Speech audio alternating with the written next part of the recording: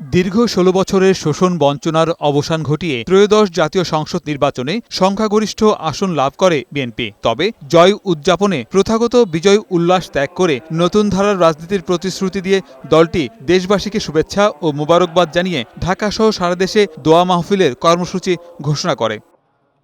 শুক্রবার জুমার নামাজের পর ঢাকা বিশ্ববিদ্যালয়ের কেন্দ্রীয় জামে মসজিদে দোয়া মাহফিলের আয়োজন করে জাতীয়তাবাদী ছাত্রদল। অংশ নেন ঢাকা বিশ্ববিদ্যালয়ের উপাচার্য অধ্যাপক ড নিয়াজ আহমেদ খান সহ যুবদল, ছাত্রদলের কেন্দ্রীয় নেতারা। এ সময় নির্বাচনে জনগণের অভূতপূর্ব সমর্থনে গণতন্ত্র ও জাতীয়তাবাদের পক্ষে যে ঐতিহাসিক রায় প্রতিফলিত হয়েছে তার জন্য কৃতজ্ঞতা প্রকাশ এবং দেশবাসীর শান্তি, সমৃদ্ধি ও কল্যাণ কামনায় দোয়া করা হয়। এছাড়াও সাবেক প্রধানমন্ত্রী প্রয়াত বেগম খালেদা জিয়ার বিদেহী আত্মার মাগফিরাত কামনা করা হয়। ঢাকা ছাড়াও সারা দেশে দোয়া মাহফিলের কর্মসূচি পালন করা হয়েছে। বগুড়া শহরের বাইতুর রহমান সেন্ট্রাল মসজিদে বাদ জুমা দোয়ার আয়োজন করে জেলা বিএনপি। এ সময় উপস্থিত ছিলেন বিএনপি চেয়ারম্যানের উপদেষ্টা অ্যাডভোকেট AK মাহবুবুর রহমান, জেলা বিএনপির সভাপতি রেজাউল করিম বাদশা, সাবেক সভাপতি VP সাইফুল ইসলাম সহ দলীয় নেতাকর্মী, সমর্থক ও মুসল্লিরা।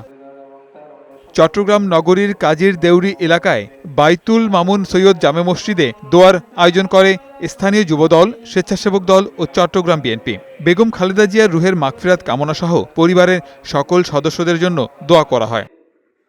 দিনাজপুরে বিভিন্ন মসজিদে দোয়া অনুষ্ঠিত হয়। শহরের দক্ষিণ বালুবাড়ি জামে মসজিদে আয়োজিত অনুষ্ঠানে অংশ নেন দিনাজপুর ২ আসনে বিএনপির বিজয়ী প্রার্থী সৈয়দ জাহাঙ্গীর আলম।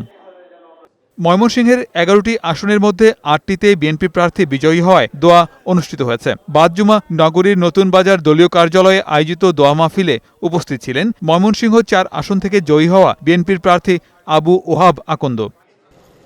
নাটোরেও বিজয় উল্লাসের পরিবর্তে দোয়া করা হয়। এতে অংশ নিয়ে বিএনপির বিজয়ী প্রার্থী রুহুল কুদ্দুস তালুকদার দুলু নাটোরের উন্নয়নে দেয়া প্রতিশ্রুতি বাস্তবায়নের কথা জানান। এদিকে সিরাজগঞ্জে জুমার নামাজ শেষে সাংবাদিকদের সাথে কথা বলেন দলের স্থায়ী কমিটির সদস্য ও সিরাজগঞ্জ ২ আসনের নবনির্বাচিত সংসদ সদস্য ইকবাল হাসান মাহমুদ টুকু। জনগণের ভাগ্যোন্নয়নে কাজ করার কথা জানান তিনি। আমরা চেষ্টা করব আমাদের চেয়ারম্যান সাহেব যে কাজ করতে চেয়েছে সেই সব কাজগুলো সুচারুভাবে করা এবং জনগণের কাছে চলে যাওয়া। গোলাম মোর্শেদ, বৈশাখী সংবাদ।